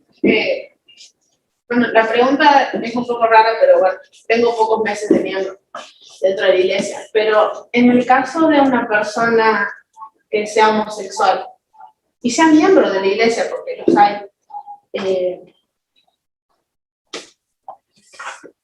¿cómo es en su caso su soledad? ¿O cómo sobrelleva su soledad? Porque para la iglesia tiene que estar solo, eso es lo que yo entendí según lo que leí. Pero ¿cómo sobrelleva esa soledad teniendo en cuenta lo que es? Bien, es muy buena tu pregunta, y creo que está bueno también el no autodefinirnos solamente por la sexualidad. Bien, porque muchas veces pensamos que eso lo es todo, aún en esta sociedad. O es como me autopercibo. Ahora es muy interesante, uno busca cosas relacionadas con, no sé, nosotros ya tuve que llenar unas encuestas del gobierno y decía sexualidad autopercibida. ¿Cómo yo me autopercibo? Y es muy interesante, porque hay muchas discusiones de la psicología, si es lo biológico, o, lo social, cómo me construyo, en fin. Todo esto no lo vamos a meter acá, pero ¿cuál sería el consejo para una persona que está padeciendo esto? Es como tener la depresión. ¿Bien? No quiero decir que es una enfermedad, quiero decir que es una situación que me ha tocado vivir en mi vida, en el caso que sea un homosexual. Entonces, ¿qué puedo hacer yo para afrontar esta situación? Mientras yo me mantenga digno, en la iglesia tengo derecho a todas las bendiciones que el Padre ha dado a sus hijos. Puedo entrar al templo, tomar mis investiduras, ser un misionero, en fin, todo lo que se le daría a cualquier otra persona que es digna. Un homosexual que es digno o que se autopercibe homosexual también puede tener acceso y derecho a eso. ¿Bien? El tema está cuando yo hago pasar eso en mi vida, como le pongo una prioridad en la sexualidad, es decir, yo me tengo que casar siendo varón con otro varón. Y ahí empiezo a quebrantar las leyes. ¿Bien? Porque Dios no ha permitido eso. Entonces, en este caso, no diría una solución, sino la mejor manera de sobrellevarlo es decir, bueno, necesito afrontar esta situación en mi vida, y quizás lo mejor es que yo me quede solo. ¿Bien? Porque no voy a poder estar con una compañera. Pero el Señor dijo, no es bueno que el hombre esté solo. Es un mandamiento. Le dijo a los hombres y a las mujeres que se tienen que casar. De hecho, Él lo hizo con Adán y Eva. Tiene un propósito, y es que nos van a complementar. Entonces, es un tema sensible, yo lo sé. Hay páginas de la iglesia que abordan estas temáticas, les invito a buscarlas, que hablan sobre homosexualidad. De hecho, lo tenemos en el celular. Bien, uno puede ir a buscar ahí y va a ver, no me acuerdo exactamente qué lugar está, en temas especiales va a ver el tema de la homosexualidad, adicción y muchas otras cosas más, pornografía, donde hay muchos discursos que hablan sobre esto y cuál es la postura, la posición de la iglesia sobre esta temática. Pero es un buen tema que has traído. ¿Bien? Bueno, vamos a ir finalizando. Quiero que tengan esto en mente. ¿Sí? Tomando esas dos escrituras, ¿verdad? Vamos a suponer que sea mi caso. Estuve con alguien, fue increíble, terminó. Pero he escuchado por otros psicólogos que no son de la iglesia que no es bueno comenzar algo si no me he curado de lo que sentía por la persona anterior. ¿Cuál es el consejo que usted le daría a esa persona que todavía está lastimada y ya pasó un tiempo largo y todavía sigue herida para que pueda curarse y hacer tomar esa cultura? Buena pregunta. A ver, lo que estás, por donde yo lo veo, lo que estás trayendo es el proceso de duelo. Es decir, tuve una relación donde tenía muchas proyecciones hacia el futuro y de repente se cae. Bien, yo quedo lastimado o lastimada. ¿Cómo hago para superar eso? Y esto es igual que cuando muere un ser querido, cuando se termina una relación laboral, o cuando se termina una relación. Bien, depende de la persona, las herramientas que tenga en su personalidad, las estrategias que pueda hacer. Tiene un tiempo, es un proceso. Entonces, en un momento voy a sentir negación, voy a negar que eso pasó, esto es lo más normal, luego por ahí tenga bronca, ira hacia eso, lo que pasó, es culpa de ella, culpa mía, empiezo a buscar esto. Y luego era un proceso dentro de las etapas donde yo ya empiezo a darme cuenta que, bueno, ya empiezo a aceptar.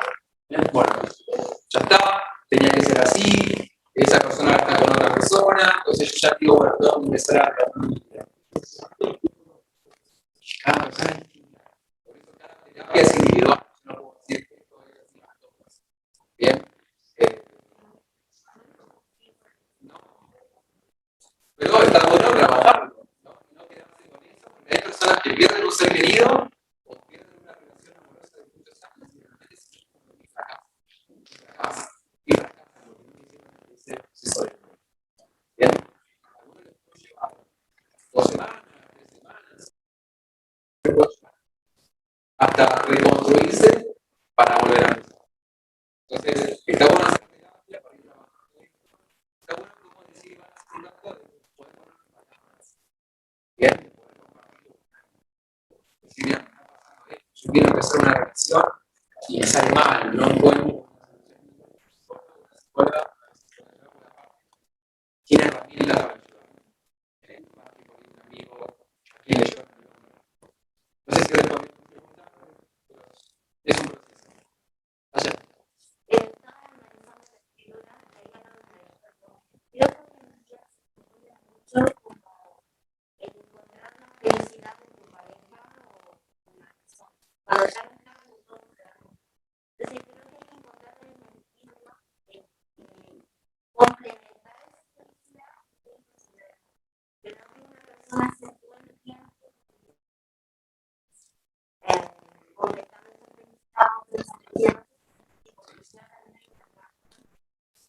Sobrecarga. No sé si todos entendieron tu nombre. Lo que dijo Sofía, ¿todos entendieron lo que ella aprendió? Sí. Sa.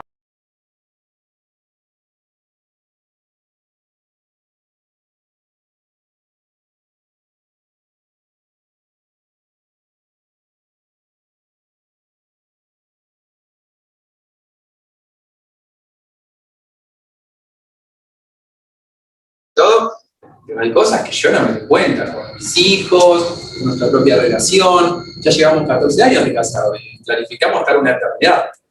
¿Bien? Entonces, está bueno esto de complementarnos y hay veces que Jessica necesita de mi ayuda y hay cosas que yo me doy cuenta y se las digo, y a veces se las digo mal. Y ella me lo vuelve a recordar, Pablo, no es la forma. ¿Bien? Y vamos creciendo juntos. Hemos pasado etapas muy difíciles y hemos pasado etapas muy lindas. Pero tiene que ver con eso en la vida. Y no hay ninguna pareja que sea perfecta. Pregúntenselo al presidente Nelson, que ya va por el segundo matrimonio, o el presidente King, que siempre hablaba de su esposo, Walter Scott, que hablaba de su Janine. No siempre es fácil, pero eso se va construyendo. También es un proceso de matrimonio. Sí. Sí, como usted decía, esto es algo mutuo, ¿no?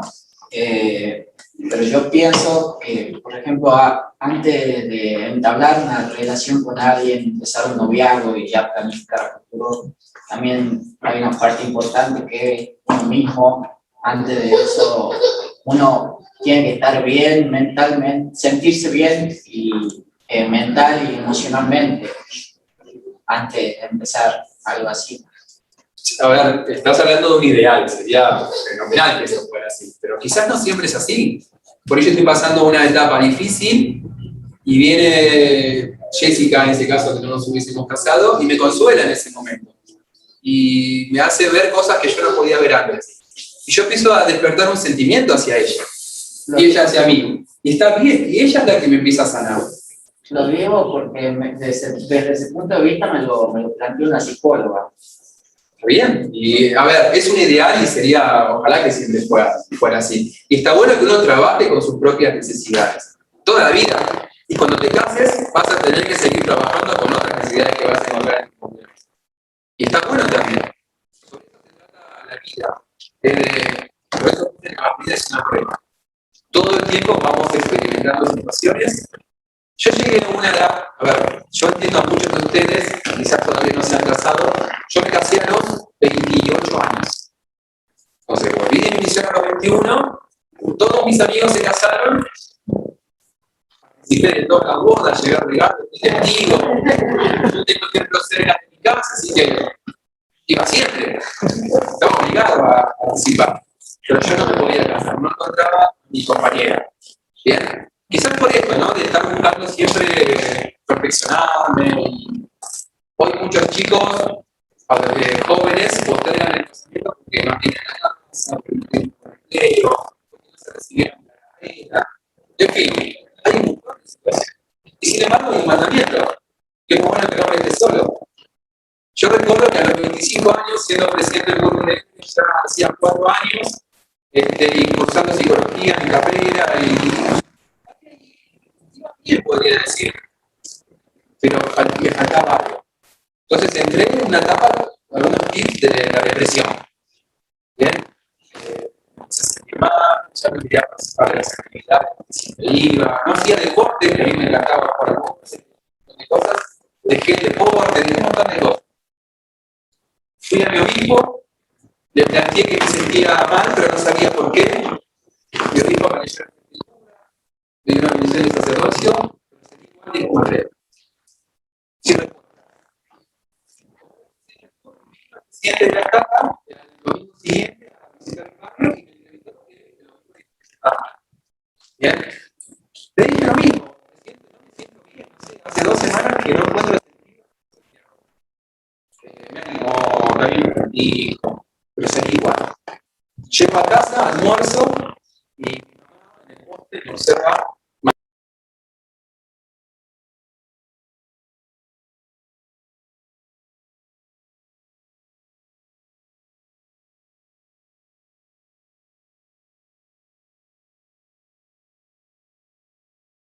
Cargando pañales.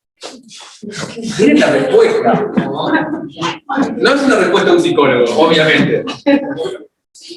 Pero fue lo que a mí me hizo el clic. Y dije, bueno, sí. No le dije que tenía razón. Obviamente ella quería ser abuela y todo eso. No le dije eso, pero yo sentí que era lo que me estaba faltando. Entonces fue lo que me dio a decir, bueno, necesito yo encontrar a mi compañera, dejar de pensar un poco en mí, enfocarme en ir a otros y hacer el cambio. Sí, tenía moco también. Lo siguiente, al almuerzo, quiero que los hombres cuando se están por ir, dicen, hermanos, ¿hay algo que podamos ayudarle? Le dije, Elder, si llegan a encontrar una chica entre 18 y 23 años, sería de mucha ayuda para mí. Yo recorrí todos los campamentos, convenciones, yo estuve en todos lados, todos los casamientos, era obrero del templo. Bueno, domingo, el viernes cayó Jessica. Para hoy es la curia, mañana tengo que comprar. La encontraron, la invitaron a una clase en inglés, ella cayó como una investigadora. Alguna forma de tomar. No sé. 18 años más o menos. Esas cosas que suceden, que uno tiene que estar preparado y es el momento justo. Y la respuesta para mí fue cambiar pañales. ¿Bien? Como Iván comentó hace un momento, el sentirse patético, fue lo que él recibió en ese momento. Entonces, jóvenes, para finalizar. Hermano. Sí. Hay una pregunta aquí en Zoom. Dice, En mi caso con la pandemia no he tenido éxito en la búsqueda de mi esposa, de mi futura esposa, y empiezo a ver que nada tiene sentido, pierdo el enfoque y no encuentro la solución a esto. ¿Cómo puedo mejorar emocionalmente y tener la esperanza que la encontraré en la situación pandémica? Buena pregunta. Tips que podrían utilizar es participar de instituto, ayuda, eso le damos un like, necesitamos que participen de instituto. Estos momentos son los que nos llevan a veces a querer dejar de leer las escrituras, dejar de orar, dejar de confiar en el Señor, en sus promesas. Es cuando más tenemos que hacer esas cosas que nos cuestan. ¿Bien? Más confiar en el Señor, más ayunar, más leer las escrituras, más orar, más recibir revelación. Es lo que necesitamos en esos momentos que son más difíciles, con más ahínco. Ese sería otro tip de cosas que podríamos hacer. Tercero, la pandemia en algún momento va a terminar. El tema es si termina para mí. Bien, si yo me renuevo, si yo cambio, si yo genero cosas nuevas. Hay mucha gente que en la pandemia ha encontrado el éxito que nunca pudo encontrar antes. Bien, entonces es muy interesante también esto. ¿Qué puedo hacer yo o qué puedo aprender de ellos que han tenido éxito que me podría beneficiar a mí? Hay muchas historias de éxito dando vuelta en las redes, en la web. Buscar esto también me puede ayudar. Pero creo que yo, lo que más podría ayudar es algo que vamos a ver en un video ahora, que lo va a compartir Nelson también cuando yo lo comparta acá con todos, que es lo que dice el presidente Nelson. Pero antes me gustaría que leamos esta cita para responder también esa pregunta. ¿Alguien del fondo que llegue a leer? ¿Que se anime? Por favor. En el dolor, la agonía y el heroico esfuerzo de vivir, pasamos por el fuego purificador y aquellas insignificancias de nuestra vida se derretirán como escoria y harán que nuestra fe brille intacta y fuerte. Es por la purificación resultante de nuestros sufrimientos que nos acercamos a Dios y en las agonías de la vida parece ser que escuchamos mejor el dulce y precioso susurro del divino. Gracias. Me encanta esta cita del presidente Faust, porque habla justamente sobre lo que estamos hablando nosotros, el dolor, la agonía, ese esfuerzo heroico de vivir todos los días. Llegará el momento donde nos vamos a dar cuenta que tenía un propósito. ¿Bien? Todos nos vamos a dar cuenta de ello. Ojalá que para todos sea en esta vida. ¿Bien? Pero el propósito de las pruebas, de las flaquezas, de las debilidades, de los momentos de dolor, de agonía, es de poder purificarnos, de llegar a ser más parecido al Salvador, y solamente repasen su vida en los evangelios, la vida de Cristo. Fue así. Él, siendo el más grande de todos los dioses, tuvo que pasar por todo esto para poder entendernos. ¿Bien? Y él lo pudo alcanzar. Yo sé, ustedes dirán, es Dios, él vino para esto, pero nuestro propósito acá también es tener éxito. Y me gustaría que en algún momento de su vida, como me pasa a mí, puedan ver hacia atrás y ver la mano del Señor acompañándoles todo el tiempo, porque es lo que van a poder ver, aún en esos momentos de mayor angustia, porque yo lo he experimentado muchas veces en mi vida. Me gustaría que veamos un video. ¿Cómo sugerís, Nelson, que lo hagamos?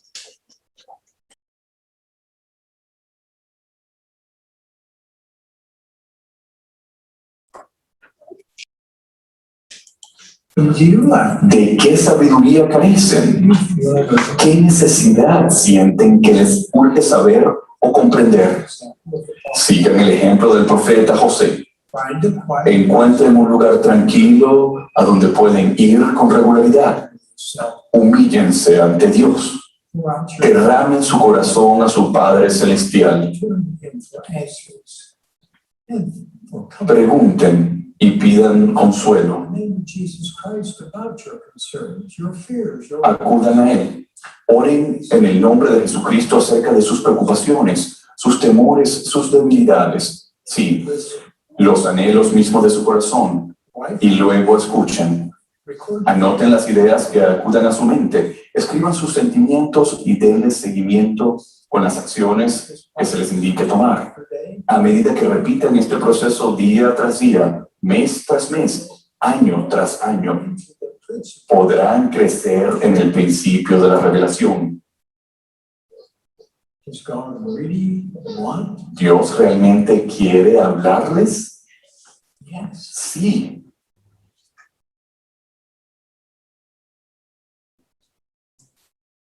Este es el patrón que más les va a ayudar en su vida. ¿Pudieron escuchar bien lo que dijo el presidente Nelson? Busquen un lugar donde se puedan apartar y orar. Ese es el patrón que utilizó José Smith. Un lugar tranquilo.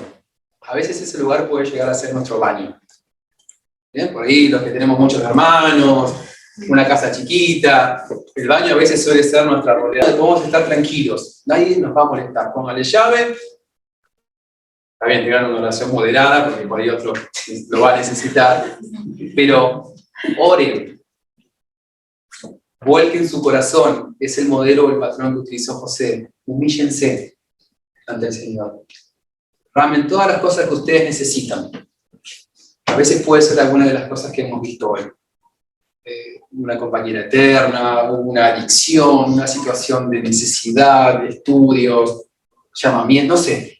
Lo que ustedes sientan que necesitan, derramen su corazón. Pero no terminó el patrón ahí. ¿Qué más tienen que hacer? Hay que hacer un seguimiento. Van a venir ideas. Por ahí no en el momento, pero durante la noche, en el día. Anoten. Y sigan con exactitud lo que recibieron hacer. Yo les testifico, como lo hace el presidente Nelson, que el padre lo quiere escuchar. Yo soy padre y me encanta cuando mis hijos vienen con alguna pregunta. A veces no tengo toda la paciencia, soy mortal, me equivoco, pero me encanta cuando vienen con alguna pregunta. ¿Cuánto más Dios que es perfecto? ¿No creen que les quiere escuchar? El presidente Nelson, que es el profeta de Dios hoy, les está diciendo que sí. El Padre Celestial está ansioso de escuchar sus necesidades, aunque Él las sepa. Pero que ustedes puedan identificarlas y nombrárselas a Él. Yo les testifico que Él le va a responder porque lo ha hecho conmigo muchas veces. No sé si siempre fui fiel en seguir el patrón de lo que Él me dijo que tenía que hacer. Pero yo he sentido con claridad muchas veces cosas que tenía que hacer.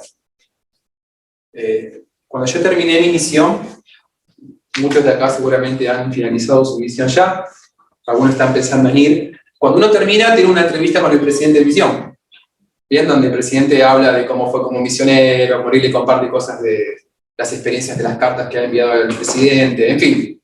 Yo tenía una expectativa de esa entrevista, que mi presidente me iba a hablar de mi futura esposa, de las cosas que yo tenía que hacer. No me dijo nada. Entonces, yo no sabía si había hecho bien las cosas o no. Digo, ¿por qué no me habla de mi misión? Me habló de otras cosas. Entonces, en un momento le dije, presidente, yo necesito saber si yo fui un buen misionero. Y me dijo, Elder, esto no lo vas a ver sino de acá a 5 o 10 años y toda su vida. Hoy puedo testificar que pasaron 22 años y yo sigo. Y la verdad que eso me da mucha satisfacción. No fue fácil. Yo fui un has de mucho tiempo sin casarme. Fui una persona que fue despedida de algunos empleos, que le costó mucho hacer su carrera. Fui llamado a liderar desde muy joven. Pero yo sé que siempre el Señor estuvo ahí. Así que les testifico que cuando ustedes derraman su corazón y hacen las cosas que el Señor les pide que hagan, Él les va a ayudar en todas esas cosas. Y muy probablemente, si nuestra necesidad está relacionada con alguna patología mental, el Señor les diga que tienen que ir a un profesional de la salud mental. Anoten y hagan un seguimiento. Ese es el patrón que hizo José. Gracias a eso estamos sentados hoy acá y hemos hecho convenios con el Señor. Tenemos la verdad en nuestra vida. Jóvenes, agradezco todas las preguntas que han hecho, sus comentarios. Perdón si no hemos podido responder todas las preguntas, pero me siento muy feliz de estar hoy con ustedes, de haber ayudado en algo, si es que así lo pude hacer. Y les testifico que Dios les quiere escuchar continuamente, que Él les va a responder. También les testifico sobre esto. Y les invito a seguir al Salvador. Él es la fuente de toda sanación, tanto emocional, física y espiritual. Y Él se vale de muchos medios. A veces será el obispo, otra persona, un profesional de la salud, pero Él siempre nos va a estar ahí para consolarnos y ayudarnos, porque Él vino para hacer eso con nosotros. No tengo duda de esto. Y comparto mis sentimientos con ustedes en el nombre de Jesucristo. Amén.